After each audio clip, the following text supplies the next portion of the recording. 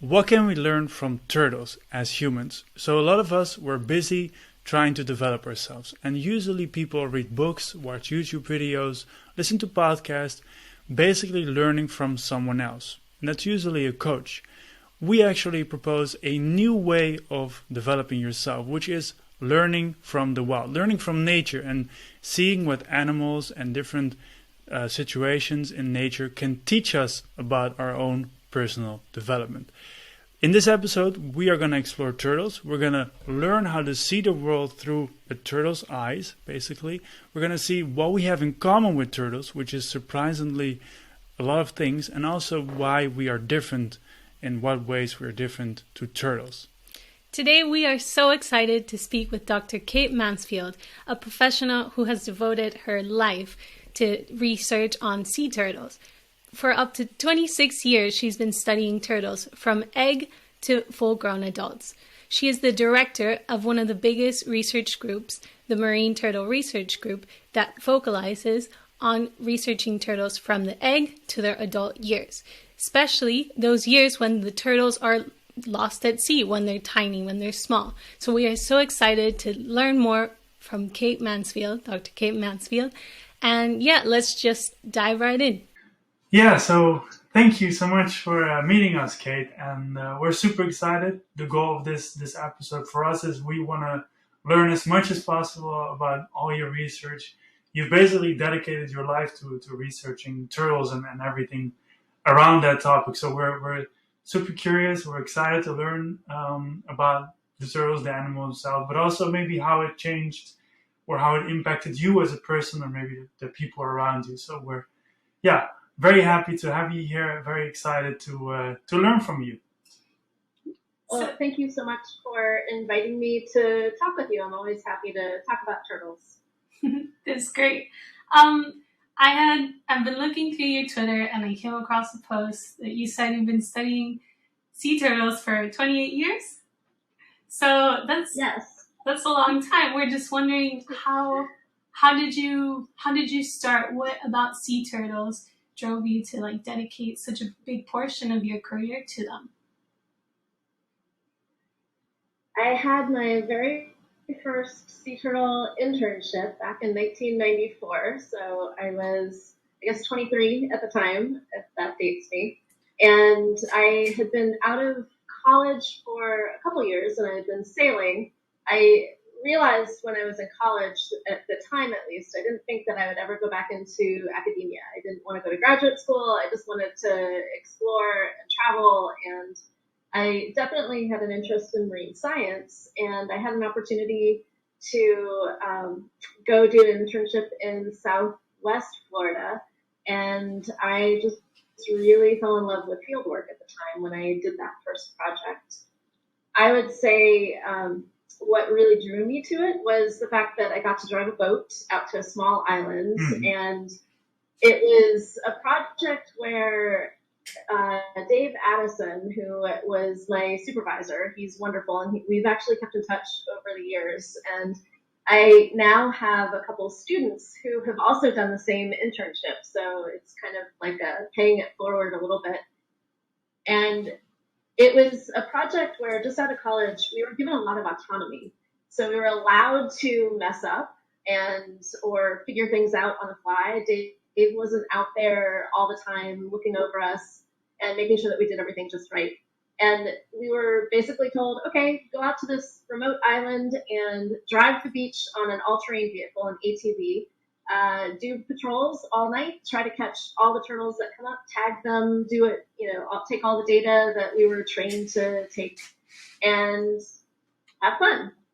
So we did. And we had adventures on this island. ATVs would die on us and we would have to push them back about 5 miles to our falling apart field house, which now they have a brand new field house. After about 20 years, they built something really glorious. But there was no bathroom out there that functioned. There was no running water. It was kind of an abandoned beach house that we used just as shelter.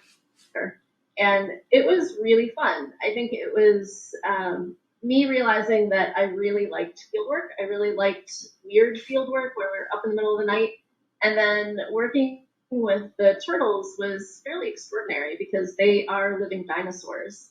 And having the time to get to really observe them and know them and learn about them and their cycles and what they do, it was extraordinary. So it was a really good introduction to, I think, marine science and field work. And this is my cat Stuart. And also getting a feel for working with sea turtles at the time. And have you ever gone back to the same island, to the same place? Yes, I have returned to its Kauai'an Island, just outside of Naples, Florida, and I did. I have a PhD student now, Katrina Phillips, who is going to be graduating in a few months. She has been working with me for the last 7-8 years, but way back in the early 2000s, she was a master's student at the University of Miami, and I was a postdoc there. I just received my PhD and moved back to Miami. I did my master's there years and years ago. And I worked with Katrina then with her master's. I was on her committee, and part of her master's included going back to Kauai'an Island and putting satellite tags on some of the turtles. And what was really neat about that island is that the project has been going on continuously for decades.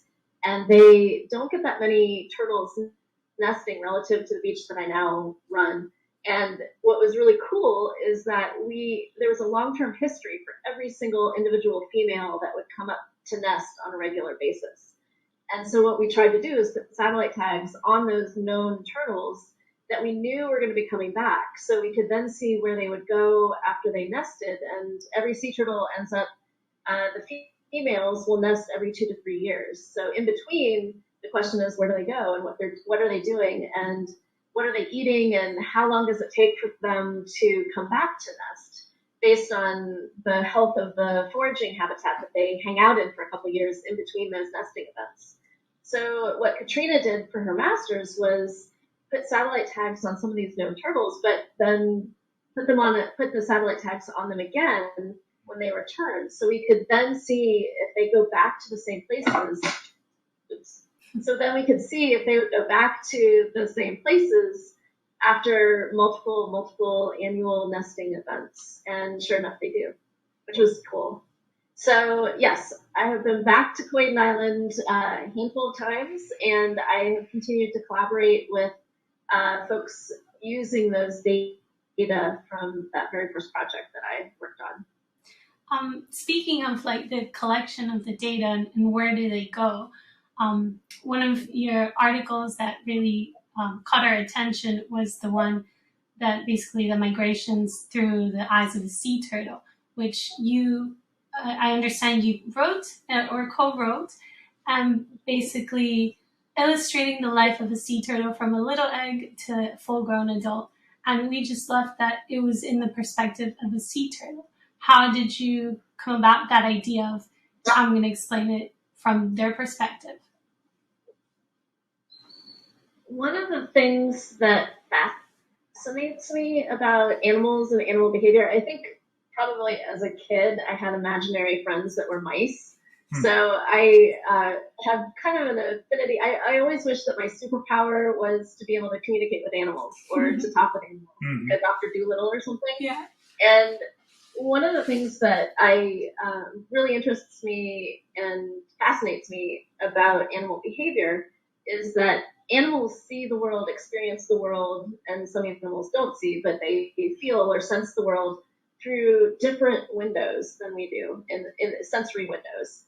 So you have, say, dogs that have an incredible sense of smell, and trying to imagine how they experience the world, how distracting that must be to walk outside and to smell, maybe your owner's bad BO, or smelling who had walked by your house or your territory, or what cats had dared to walk across the lawn or something like that. But imagining how animals experience the world so very differently from us. Like, we are very visual, and we're also terrestrial creatures. So it's much easier for us to study some of these animals and make assumptions about an animal based on our own sensory windows. And it requires technology in a lot of cases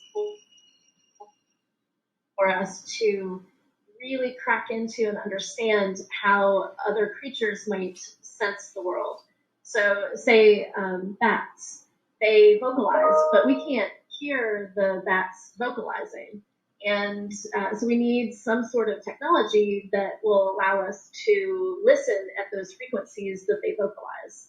So I've always been kind of curious about how animals experience the world. And when I teach animal behavior, I try to really impress that on the students, because as scientists, we need to have that perspective of thinking outside of our human box. Mm-hmm. And unless we can do that, and unless we're a little bit creative in that sense, and or be able to imagine things a little bit differently, we really can't move the science forward. And in order to really conserve and protect an animal, you need to know as much as you can about them, and how they interact with their world, their environment is part of that puzzle.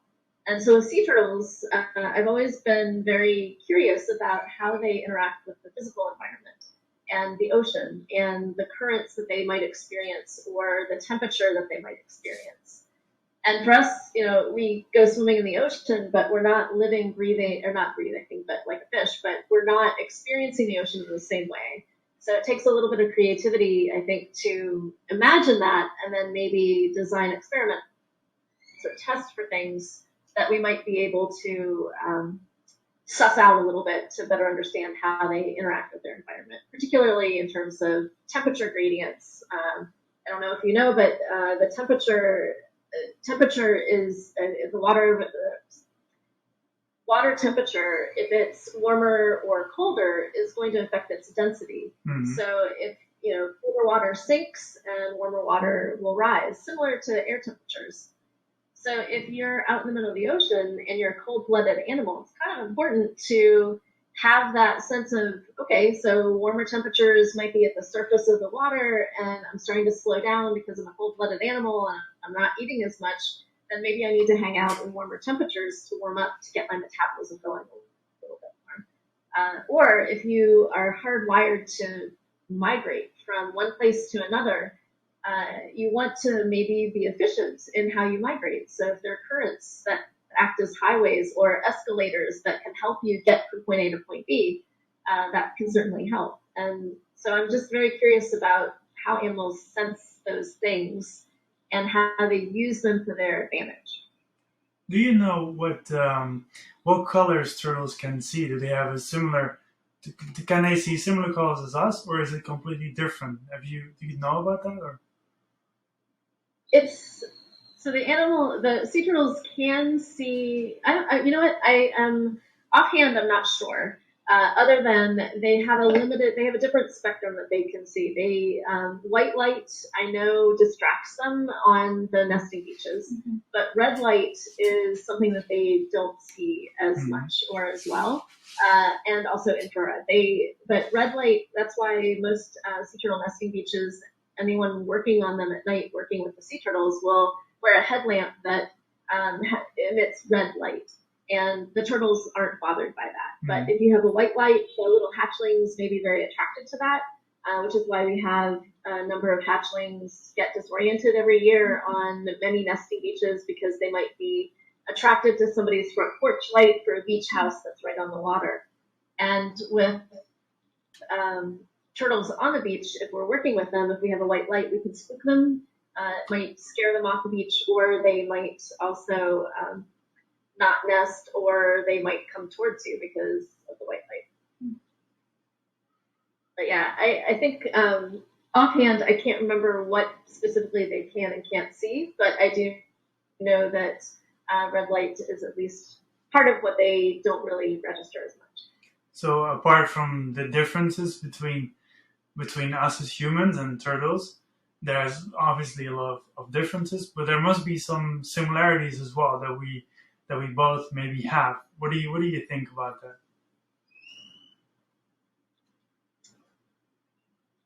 That's a tough one. I think, we're dealing with reptiles that have a brain that's about half the size of my thumb. So they are very much creatures of habit. they have strong fidelity to their natal areas. So they may return to some of their natal beaches to reproduce when they become an adult. Similar to humans, they're very long-lived. So they may live at least as long as humans, Yeah. 70, 80, 90 years at least. We don't really know. But we know that they are long-lived. And they are also very late maturing. So they actually mature almost twice the age of that we as humans will mature. So we hit puberty at age 11, 12, 13, and sea turtles may not hit maturity and be able to reproduce and have children or offspring until age 25 to 35 at least. We don't really know exactly, and I think that there's a little bit of a window for turtles within which they would mature. So in that sense, I think in the basic biological sense, there are some similarities. But aside from that, they don't nurture or care for their young. They eat. They are driven to have children and do their thing. But it's hard. I try as a scientist not to anthropomorphize. So I wanted to ask you, based on what you were just saying, that it's kind of hard to draw a comparison between humans and turtles. But I think the way you illustrated it in your article, somehow it made a small little connection, and it was that they return, maybe not because of desire, not the emotion that we share, but they return to the nesting grounds where they were born. Is that correct? How does that come about in their? How do they know where to return? Where is their birthplace?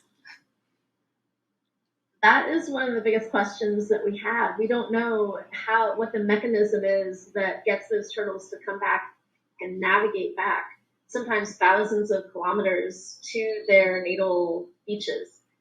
We do know, though, that they do go back. There's a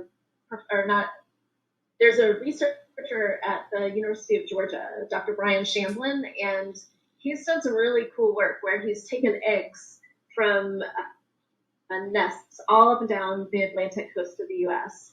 and looked at loggerheads, and I think he's now looking at green turtles. And what he's done is he's shown the relationships between the individual turtles and their offspring or their relatives. So he's taken, say, an egg or two from every single nest in Georgia, and he's been able to say, okay, this is one turtle, and then this nest over here was her grandmother, and here's another nest that was her cousin and her aunt, and then these are her daughters and granddaughters. So it's cool because there are these familial ties to stretches of beach.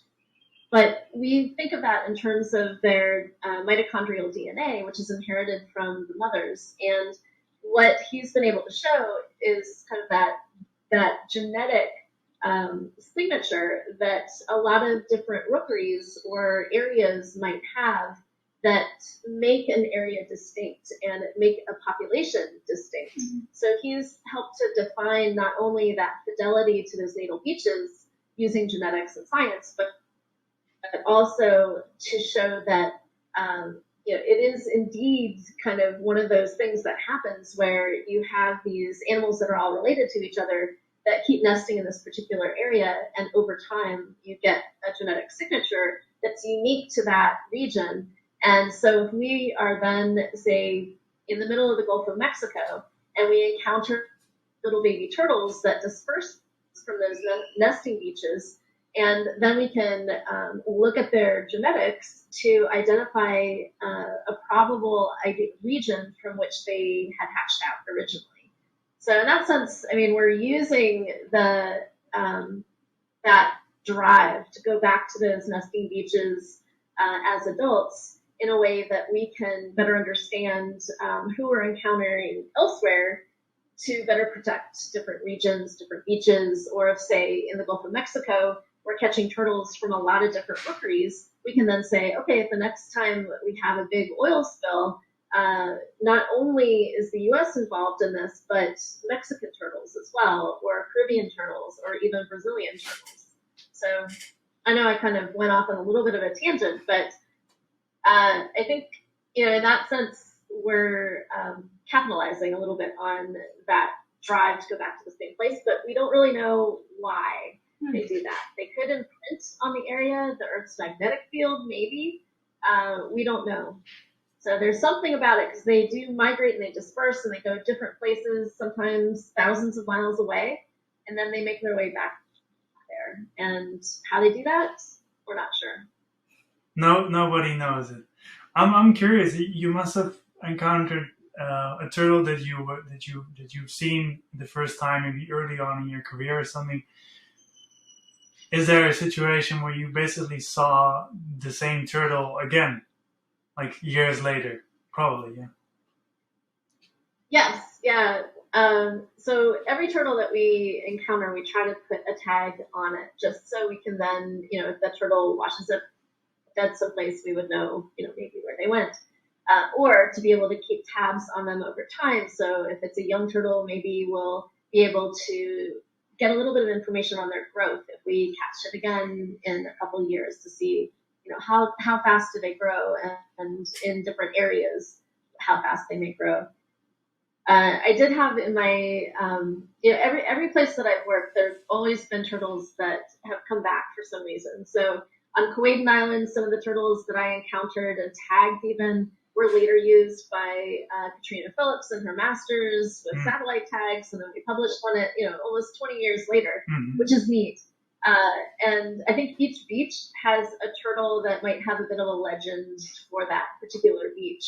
But when I started my dissertation up in Virginia, we had a project where we were working with fishermen who had these large nets that were fixed nets, meaning that they were kind of driven into the sediment and they would stay in the same place.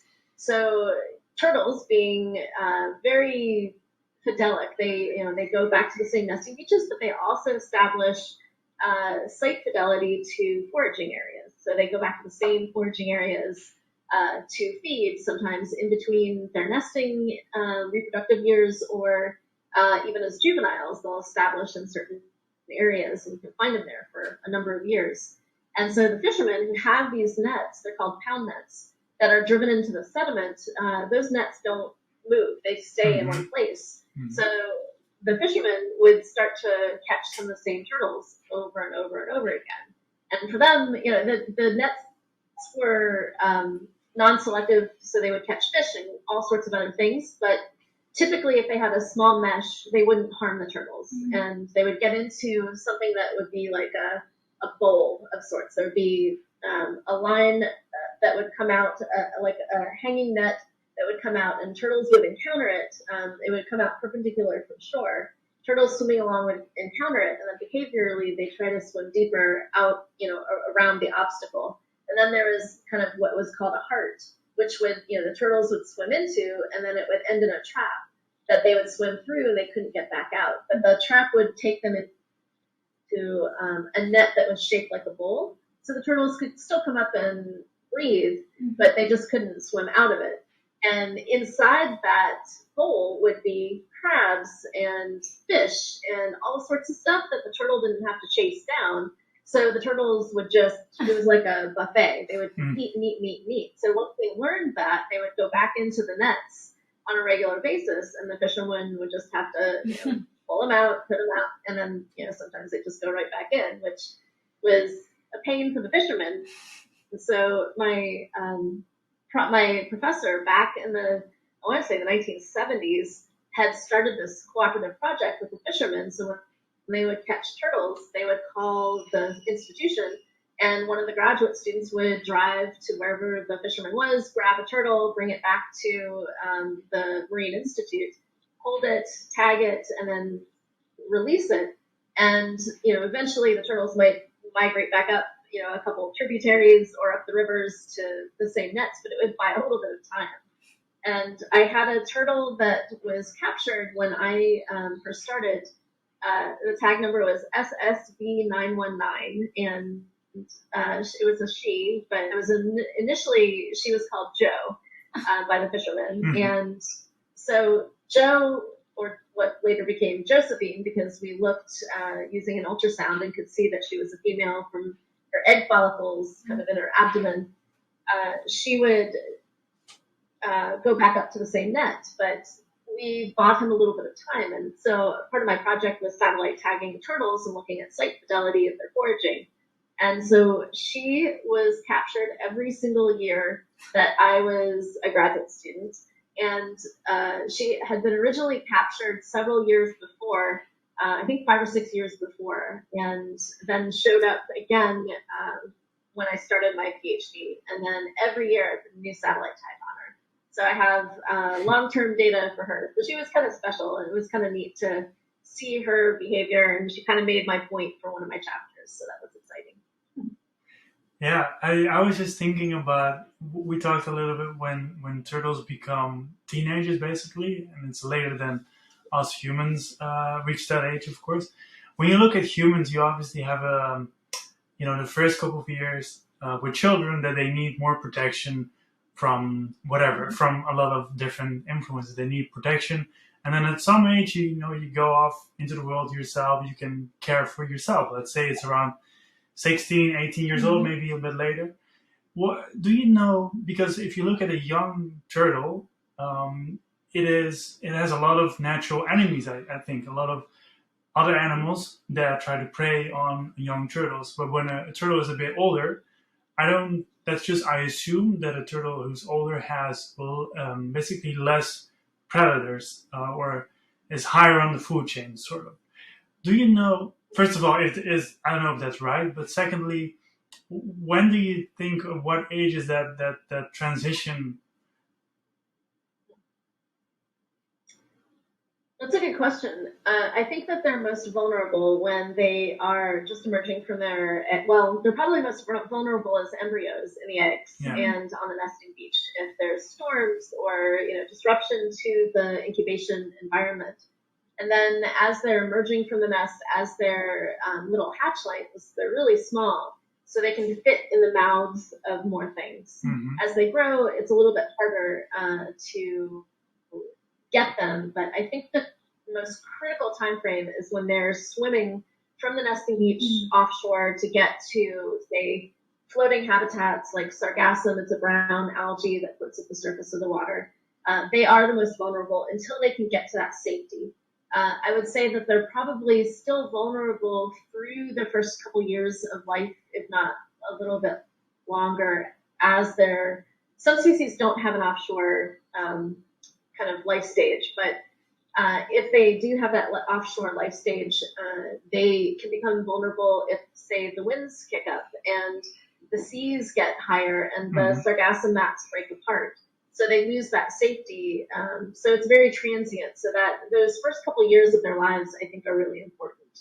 And it's kind of the foundation of the future population. So many, many, many little turtles are probably eaten or they don't survive that. But once they get a little bit bigger, really the only things that prey on them would be larger predators like sharks or humans. So, now humans and a lot of the activities that we do, not that we're actively hunting them as much anymore. Some countries still do, still have some, turtle hunting or use. But generally speaking, I would say it's a broader kind of portfolio of human activities that all add up over time to impact the success of these animals. But they're most vulnerable when they're the youngest, I think, just due to the fact that they would fit into jaws of most things. But almost ironically, at that life stage, when they're in the water, they're less likely to be affected by netting or human gill nets or things that end up catching bigger animals, just because their jaws aren't big enough for longline hooks, or they're small enough that they might be able to swim through some of the mesh of the nets. Or they're staying at the sea surface when a lot of the fishing activity happens below the surface. So it's a bit of an irony there. But yeah. It was quite interesting. When I first read the article, I learned about that the younger sea turtles, they actually sort of live on the Sargasso in the ocean, right? I didn't know that before I read it, so that was something new that I learned. I'm curious though because it's kind of you see it a lot nowadays that I think ocean wide or in the Caribbean or in this area, you see that every year there's more Sargasso, more production of Sargasso, and you see it on the beaches here. There's more Sargasso on the beaches. Does that benefit the turtles, or does it work in any other ways, or doesn't really matter? It depends. I think that if there is, offshore habitat, that certainly helps the youngest, the sea turtle lost years, that young oceanic stage. However, when the sargassum is washing ashore in such in such large amounts of biomass, then I have heard about some turtles that get trapped in it, or it may block the turtles from accessing adequate nesting habitat, or blocking those little hatchlings from leaving the beaches. And I think that there was a study done by a student and a professor at Florida Atlantic University, where they looked at time spent by a little hatchling trying to get up and over a mountain. For them, it would be a huge mountain of sargassum, and versus just falling down a beach. And it certainly did slow them down. So that also, affects the energy that they have. Yeah. And that energy is limited when it's tapped out, because they need to get offshore and away from those coastal, predators that are going to eat them. And so if they expend more energy just even getting to the water, that may slow down their chances in, the open ocean or getting to the open ocean. And it may actually make them more vulnerable, and they may not have as good of a chance of survival. Yeah, so it's both sort of a positive thing as well as a more negative thing, that in the sense of, it's harder for them to reproduce, basically. It can be, yes. Yeah, and because these are long-lived animals, we may not, if this becomes more and more and more of an issue, and fewer turtles can access, quality nesting beaches because of the sargassum that keeps washing ashore, we probably won't see that reflected in the population for 30 years. Do you happen to know? Sorry. That's okay. Sorry, go ahead. No, I was just going to ask, do you happen to know why there's so much more sargassum that's being washed ashore? Well, maybe that might not be true, but in your experience over the years, do you see there's more sargassum being generated, and what exactly causes this? Does it have to do with the temperatures of the ocean, or? Yeah, I'm not very familiar with the sargassum blooms and what is causing them. So I don't want to misstate any of the current science. I do know from past experience that sometimes there are these cycles of blooms that do occur, and that has occurred over a long period of time. But my understanding is that these recent blooms are a little bit more frequent and bigger, or more of a recurring problem. And whether that's due to changes in the climate and rising temperatures, I'm not entirely sure, but I think that may be part of the equation. Hmm.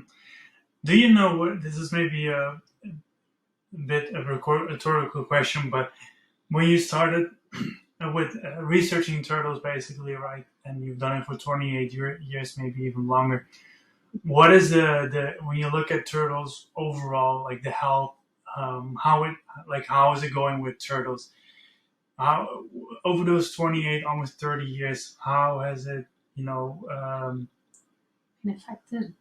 Yeah, is it going up? Is it going down? Is it more like a roller coaster? Like, is there phases where things are better and then a couple years later it's worse? Or what do you think?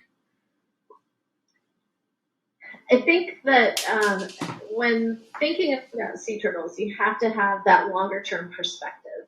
And 28 years, that's, the better part of a career, and it's about a sea turtle generation. So my predecessor, Dr. Llewellyn Earhart, who started the lab that I now run, he started back in the 1970s, and by the time he retired in the early 2000s, that was a turtle generation. And so you need to have long-term data, because comparing, say, last year to this year, you can't really make many conservation decisions, based on just a couple years of information. Because let's say you have a species that their nesting numbers go up and they go down, they go up and they go down. And that's just a natural cycle. It might be driven by things like El Nino, La Nina, those large-scale cyclical phenomena that happen in the ocean that change up temperature or currents or things like that, that might all influence when and how turtles forage, or when and where and how frequently they nest. So you can't even take like a 5-year snapshot. You need to have that longer term perspective. But thinking in terms of my own kind of career so far, I would say at least in the U.S. and with U.S. populations, kind of the North Atlantic populations, they've been fairly either stable or increasing. And during my career, I've seen a really nice, lovely trajectory of the population for green turtles. And for perspective, back in the 1970s and 80s, when Dr. Earhart first started the lab and the monitoring that I now run, we monitor one of the most important nesting beaches in the Western Hemisphere, which is the Archie Carr National Wildlife Refuge. And the northern 20 kilometers of that refuge is what my lab has consistently monitored for close to 40 years. So we have a 40-year data set, and back in the 1970s and 80s, that was in that stretch of beach, we might have, or the lab might have recorded 40 green turtle nests at most. So green turtles had been exploited for their meats and among other things. And because they're long-lived, late-maturing animals, it takes almost centuries for that type of animal to recover. And so back in the 80s, the Endangered Species Act was a relatively new thing, and sea turtles were being added to it. So there was a protection that was added there. Data from the lab that, my lab, were used to establish a wildlife refuge, a federal wildlife refuge, known as the Archie Carr National Wildlife Refuge, for the sea turtles that nested there. And it was actually for loggerheads, not green turtles, where loggerheads were nesting in the same stretch of beach in upwards of about 7,000 to 11,000 nests, which was phenomenal at the time. But fast forward to now, and during a good green turtle reproductive year, we can get 16,000 nests. So compare that over a 40-year period, and Dr. Earhart was able to see that change. And so green turtles are doing quite well, but that's in the Atlantic. You really have to think about turtles in terms of where the populations are and what's going on in that region. So we do have a number of protections in U.S. waters that have all contributed to, I think, the recovery of green turtles. But in other places like the Pacific, you have leatherbacks that are still in critical shape. You have Kemp's Ridleys in the Gulf of Mexico that still are in critical shape. You have hawksbills that are still in critical shape. So it kind of depends upon where you are, what species you're looking at, and what progenic issues are happening in that particular area. Yeah, have you had an encounter with a turtle or one situation in your field work, probably an encounter that sort of moved you or touched you or anything like that? I would say probably what has, energized me the most, has kind of infused me with a lot of joy, is the offshore work that we're doing. And, part of it is because we're dealing with a life stage of animals, otherwise known as the lost years, for a very good reason, because they're really hard to encounter. They're really hard to find. And the fact that we've figured out a way to successfully satellite tag these little animals, and we're learning so much about where they're going and what they're doing, and we're realizing that a lot of our long-held assumptions about the youngest turtles were either not necessarily wrong, but there's so much more to them, and they're doing so much more than what we originally thought or anticipated. So when we go offshore and we encounter these little turtles, it's just really fun and it's really exciting. And I think part of it is just knowing that even though these animals have been around for 110 million years at least, there's still so much that we don't know about them. So as a scientist, that's really exciting. And then anytime that we catch a new one, it's like something new that we're learning about it, and we're contributing to the broader understanding, the protections of these animals ultimately. So I think that interacting with the little oceanic offshore turtles has just been incredible. What is for you one of the most recent, like let's call it the last 5 years, one of the most recent things, new things you've learned from all the research that you're doing from turtles, basically? I think that one of the exciting things, I think it's within the last 5 years, maybe it's the last 7 years, is that when we satellite tag these little turtles, we're also releasing oceanographic drifters with them. So these passive surface drifters that are just, they're scientific devices that have a GPS tag on them or transmitter. So we know that they're going to be passively drifting, and then we have these little turtles that we're releasing with satellite tags, and we can track where they go. And what we've been able to do is demonstrate using kind of the differences in behavior of both the drifter that is a passive thing that's just being pushed by surface winds and currents, and then the little turtles, is that the turtles are very actively moving. They're swimming, and they are actively orienting in ways that are different based on what species they might be. So that was really cool to kind of figure out, because the assumption held by everyone up until that point was that these are little turtles and they just passively drift with the ocean currents for years. And so we were able to demonstrate, well, maybe not so much 100% of the time.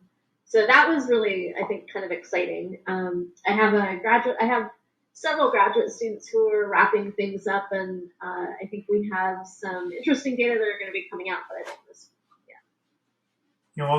What kind of things do you think will be? What kind of new things are we going to learn about turtles in the next couple of years? Have you got any idea? I think that as technology improves, I'm hoping that we'll be able to tag and track smaller turtles. Right now, the tags that we use are only good for about a turtle that's maybe the size of a salad bowl or a cereal bowl for satellite telemetry. And hopefully, as technology improves, we'll be able to get a little bit, get smaller and smaller tags that we could put out on some smaller animals. I think, too, that we're learning a lot about, say, the microbiome and their diet, and how this all ties in perhaps to disease ecology or a lot of other factors. I think we're learning a lot about where the youngest ones are going and how they're interacting with their environment. And again, as technology improves, I think we'll be able to learn a little bit more. And I'm really fascinated by what mechanisms these little animals use for navigating. Like, how are they tapping into the Earth's magnetic field, and how important is that across all their different life stages? Do they still use the Earth's magnetic field as much as they do as little turtles as adults? We don't know. Like hearing you talk about turtles, you sense so much excitement, and like they bring you so much happiness. And I just wonder, like, if you were to look back in your past work and what you're doing right now, what do you think, like, turtles and the study of turtles has taught you about yourself? I've been really lucky because I've had, or I've made the opportunities to continue doing what I really want to do.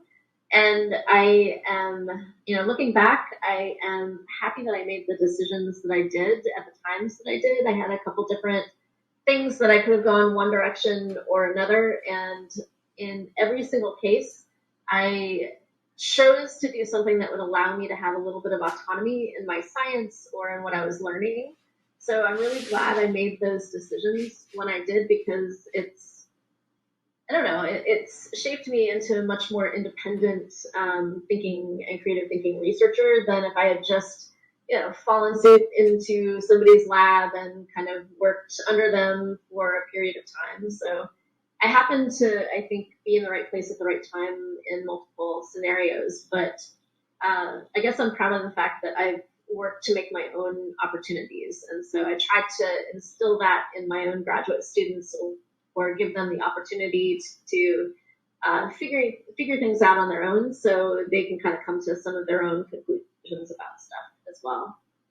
But I think that one thing that I was not expecting was to come full circle and return to academia. I had been working for nonprofits or state entities or federal entities, and the job that I am now in opened up, and it was one of those rare positions that doesn't open up in academia that often. And I had the right skill sets to get the permits to continue the work that the lab that I took over had established. And so I was not expecting in my career to end up back in academia, but I think that I'm in the right place because I have found that I really enjoy bringing students into the field and giving them some of the same opportunities that I had back in my first internship, to throw them out onto the beach with the turtles to deal with breaking down ATVs and learning how to become a resourceful field scientist. But then also observing over the course of, say, a season, how those students become so confident in what they're doing that a turtle comes up and initially they're still learning, they're still asking questions, they're hesitant, they may not want to put a flipper tag right into the turtle. They might, be afraid to just hold on to the flipper and do what needs to be done. But then by the end of the summer, they're, I don't think they realize it, but then they just dive right in, they do what needs to be done, and the confidence that they learn is pretty extraordinary. So I take a lot of pleasure in providing those opportunities to students and then seeing it happen. It's kind of cool. So right now, the focus on your career and probably what fulfills you most as a person is not just, trying to learn everything yourself, but it's more sharing the experiences that you had in your life, in your career, but also sharing, through the articles, for example, that we read, sharing all the knowledge, sharing all the experiences, and about, basically whatever you learned from these animals. Is that? Yeah, I think so. Yeah, I think my educational philosophy is that hands-on approaches are probably the most valuable. They stick with you most. So yes, I in terms of both my science and kind of the mentoring that I try to do, or the lab that I run, I do try to provide those opportunities. And I am still working on trying to provide the opportunities to a more diverse and broader group of people that may not have as many opportunities. But I think at the institution where I am, where we're an Hispanic serving institution, and we have a lot of first generation college students, that I'm in a good place to be able to hopefully provide opportunity and maybe elevate some perspectives that are not as prevalent in our scientific world or in conservation. So yeah, I enjoy this, and it's definitely fun, and it doesn't get old working with the turtles. So it's really great, I think, to be able to provide folks access to a rare species to learn about a species. And I would say one of my favorite things to do is we have kind of a secret, thing that we do with our new interns in any given summer is we try to get a secret picture of them when they see their first hatchling, and they're dealing with their first hatchling, and the looks on their faces are pretty extraordinary. So that's that kind of encapsulates what we try to do. Yeah, what do you think?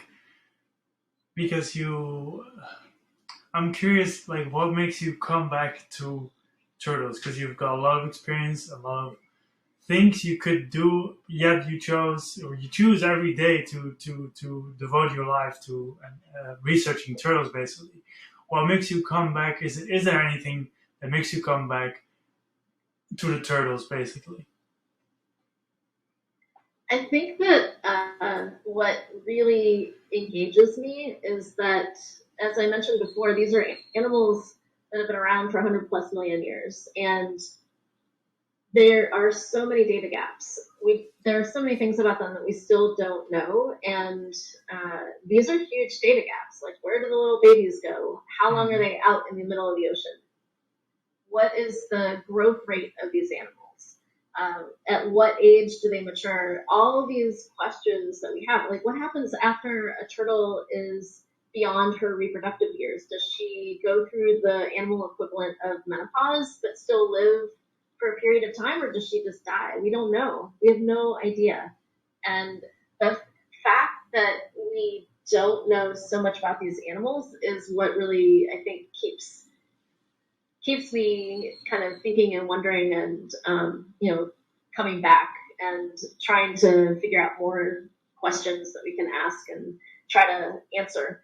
The lab that I run is also unique in that we work with all the different life stages of animals. So we have an opportunity to look at, in a holistic sense, to the entire lives of these animals and ask questions about how things may change as they mature, or what may be different in different habitats that they occupy at different life stages.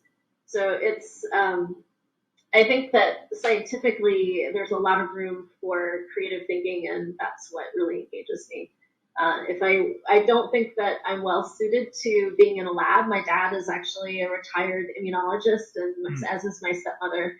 And so, I grew up having access to a role model in science, but that was all very laboratory based. And I like it, but it's really the field side that gets me. So I'm kind of the weirdo in the family that I went into macroecology and not microecology or biology. yeah. What do you think are good ways to? Because obviously there's a lot you've already learned that we are learning right now, and because we're actively reading articles and trying to learn as much as possible. Of course, not the big audience is not really doing that, of course. What do you think are good ways to communicate what we've already learned, what you mentioned in the last 5 to 7 years, but also over what you are gonna learn in the next maybe 10 years or something?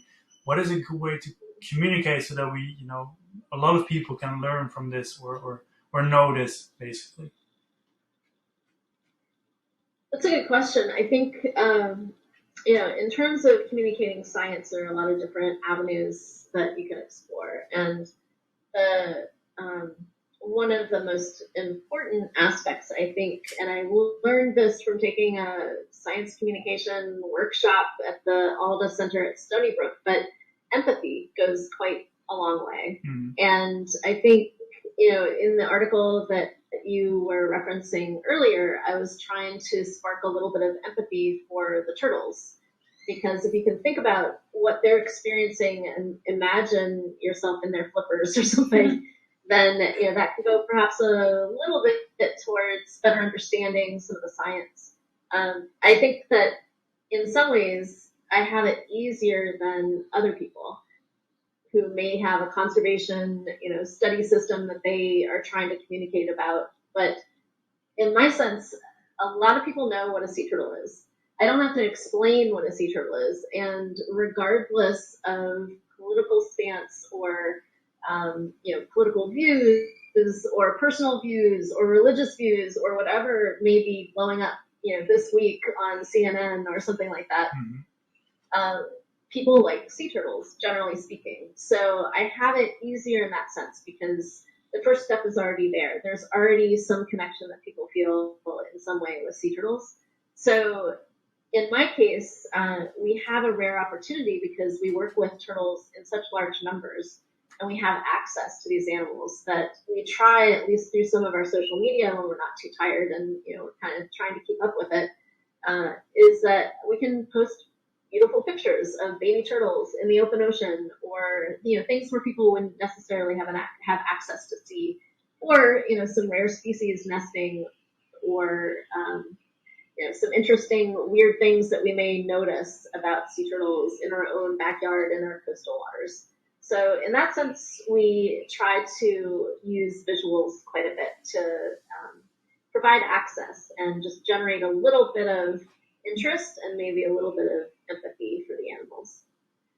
Yeah, just for our listeners or viewers, where can people find more information about your organization or about you? Where you can tell them what platforms, with what accounts. Sure, we have a Facebook account. It's I think if you search for UCF or University of Central Florida Marine Turtle Research Group, it should pop up. That is mostly focused on our beach work, and we do maybe weekly postings of the nest counts on the Archikara National Wildlife Refuge and post some interesting pictures. And then we have two other lab accounts. We have an Instagram and a Twitter account, and they both have the same kind of address or ID. It's at UCF Turtle Lab. So those are a little bit less regular, but they have a more varied series of images from all our different projects. And so what would be, I don't know if you have anything to ask, but what would be to add? I mean, what would be something that you would, like one thing that you would really want to tell the world or people, like, hey, this is why we should all care about turtles and what we can all learn about turtles? Is there like one key thing or a couple of key things or something like that? Is there anything you can think of? I would say that we as humans probably need to take a hard look at how we live and what we're doing, because it's incredibly easy for us to kind of get wrapped up in our own worlds and see things through our own sensory windows, kind of like what I mentioned before. Mm-hmm. But to take a step back, I mean, even sitting on your backyard and look at the animals that you might see there, even the insects, and just observe. Try to see how they're interacting with their world and see how your behavior, your actions may change their behavior or affect them in some way. So I think, once we take a harder look at ourselves, and I mean, we can all improve. I certainly can. Even though I'm, thinking about turtles, I still sometimes use single-use plastics, but trying very hard to reduce our impact on the world and to all the other creatures in the environment around us. I think we can do that once you kind of take a moment and maybe immerse yourself in their world a little bit, or try to imagine what their world might be like. Yeah, I agree with you. I think that an approach like that, when people actually understand an animal and look at the world through their eyes, not just your own eyes, that is going to be, that's probably going to be a better approach than people telling them, hey, you should stop using plastic, because that only will get you so far, of course. But if you get people to really just, understand their point of view, that's probably a way more effective approach, I believe. But yeah, and to go off what you said, that I think it's important to emphasize that nobody's doing it perfectly, and I think a lot of people they shy away from like recycling or doing a little bit more initiatives because they're scared that maybe they're not doing enough. And I think in today's society, it's so like you're either 100% or 0%, and people forget that you're still active and contributing. And I think that's important too, that do not get discouraged, that nobody's doing it perfectly. And that's also a great thing to hear for yourself, that as long as you're trying and you're actively trying, you're moving towards being better. Something. Yeah, it's better than not trying. Yeah. Yeah, well, I don't know if you have anything to add, Kate, but I want to thank you very much for this amazing interview. We've learned a lot, and it's really cool what we just talked about. Seeing the world through your eyes is already very interesting to us, at least. And seeing it's very admirable how you've just dedicated your life to these animals and to the studies, and that's amazing. Well, it was lovely talking to both of you, and actually you helped me clarify some things that I do a bit as well, so thank you. All right. Yeah, you're welcome. I don't know if you have anything to add.